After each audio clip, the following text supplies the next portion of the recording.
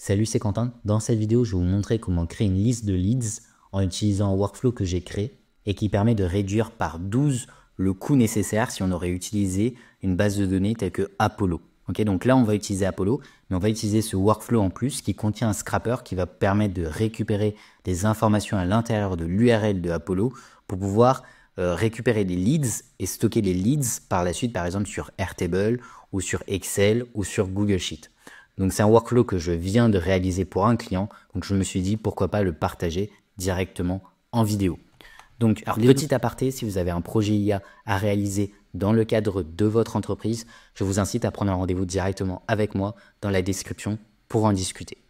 Donc, les logiciels qu'on aura besoin d'installer en externe, qu'on va connecter à N8N. Donc, N8N, c'est quoi? C'est le logiciel d'automatisation sur lequel je suis en ce moment, qui est plus scalable et plus poussé que Make et Zapier. Okay, donc, les autres logiciels qu'on aura besoin. Apollo. Donc, Apollo, c'est quoi? C'est une liste de leads. Okay, donc, vous allez donner les différentes informations sur vos leads, telles que l'industrie, le nombre d'employés, les keywords, etc. Et une fois que vous avez fait ça, vous allez récupérer l'URL. Je vais vous le montrer juste après. Ensuite, on a besoin de Apify. Apify, c'est quoi? C'est un SaaS qui permet d'avoir accès à plusieurs scrappers spécifiques. Par exemple, des scrappers pour Google, des scrappers pour Apollo, des scrappers pour TikTok, Insta, Twitter, etc. pour Le Bon Coin. Ensuite, dernier élément, on aura besoin effectivement d'un endroit pour stocker ces données, donc Airtable, Excel ou Google Sheet. Donc la template du workflow que vous avez juste sous vos yeux est directement accessible dans ma communauté Skool gratuite que vous voyez juste ici, okay, qui est accessible directement dans la description. Okay. Donc comment fonctionne le workflow? Premier élément, on a besoin d'un trigger. Okay. J'ai mis un when click test workflow, donc quand j'en appuie sur test. Ensuite, on a un nœud HTTP. Okay. Ce nœud HTTP, qu'est-ce qu'il va faire? Hop, je vais vous montrer. Donc, c'est une méthode get. Okay. Ensuite, on a une URL. Je vais vous montrer où la récupérer. Ensuite, on a besoin de votre API Apify. Et on a besoin d'un JSON. Ce JSON aussi, je vais vous montrer comment le récupérer dès maintenant. Donc, on se retrouve sur Apify. Okay. Vous pouvez vous créer un compte Apify. Une fois que vous êtes créé un compte Apify, vous allez récupérer le scrapper que vous souhaitez. Donc, nous, on souhaite scraper Apollo. Okay. Donc, au lieu de payer 60 € pour récupérer uniquement 1000 leads, avec cette méthode, ça va coûter 5 € pour 1000 leads, sachant que c'est exactement les mêmes. Donc, je vais chercher le scrapper en question, qui s'appelle Apollo. Okay. Une fois que je l'ai cherché dans leur store, dans leur magasin, je vais cliquer dessus. Okay. Et maintenant, on va devoir faire différentes actions. Premier élément, on doit installer les cookies. Okay. Donc, les cookies, des vrais cookies, de votre compte Apollo pour pouvoir simuler le fait que vous êtes un vrai utilisateur. Donc, comment est-ce qu'on va faire ça? On va aller sur Apollo. Okay. On va utiliser une extension qui s'appelle Cookie Editor que vous pouvez chercher sur Internet, qui est gratuite et très facilement installable. Okay. Vous allez cliquer dessus. Une fois que vous avez cliqué dessus, en bas à droite, vous avez Export.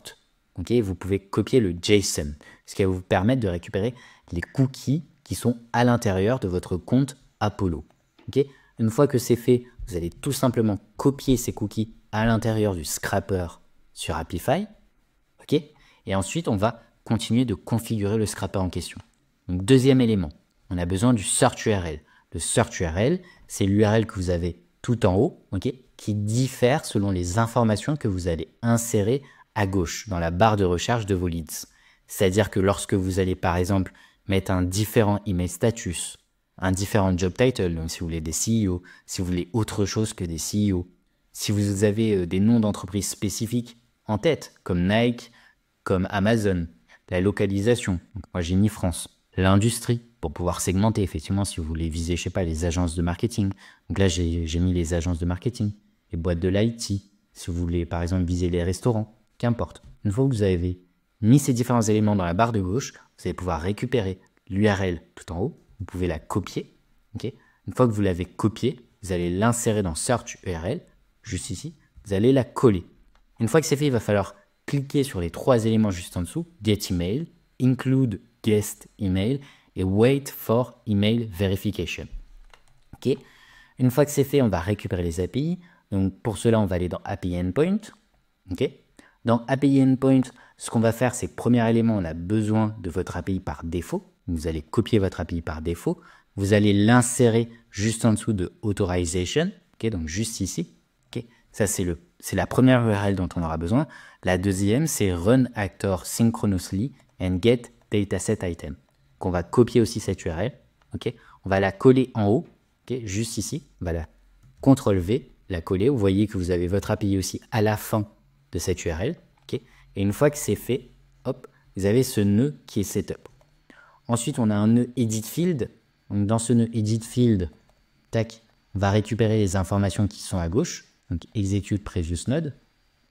Donc là, je viens de lancer le nœud précédent, donc le HTTP, sauf que ça prend 1 à 2 minutes, le temps qu'il récupère tous les leads sur la search URL qu'on lui a fourni juste avant. Une fois que c'est fait, le edit field va nous permettre de mapper en prenant les éléments de gauche et en les insérant à droite. Donc là, je récupère le first name, le last name, l'URL LinkedIn, le titre, l'email, city, organization name, donc le nom de l'entreprise de la personne, et le site internet de l'entreprise de l'employé en l'occurrence.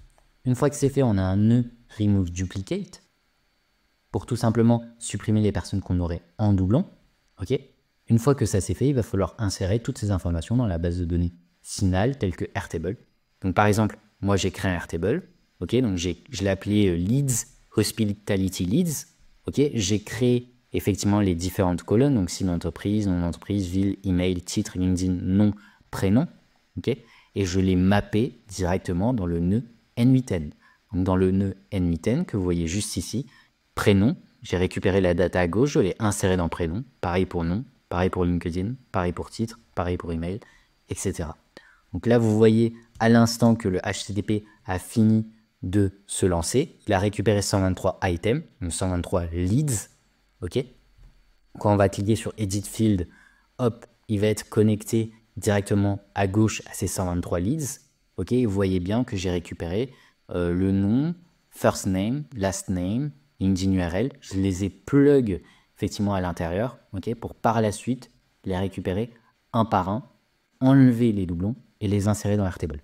Donc, ce workflow est vraiment très sympathique. Pourquoi? Parce qu'en général, ça coûte super cher de récupérer des leads. Et avec ce workflow, vous pouvez récupérer exactement la même qualité de leads pour 12 fois moins cher. Donc, c'était tout pour cette vidéo. Je vous rappelle que la template est directement disponible dans mon school. Et je vous laisse liker la vidéo si ça vous a plu et vous abonner si vous voulez voir d'autres workflows qui sont concrètement utilisables.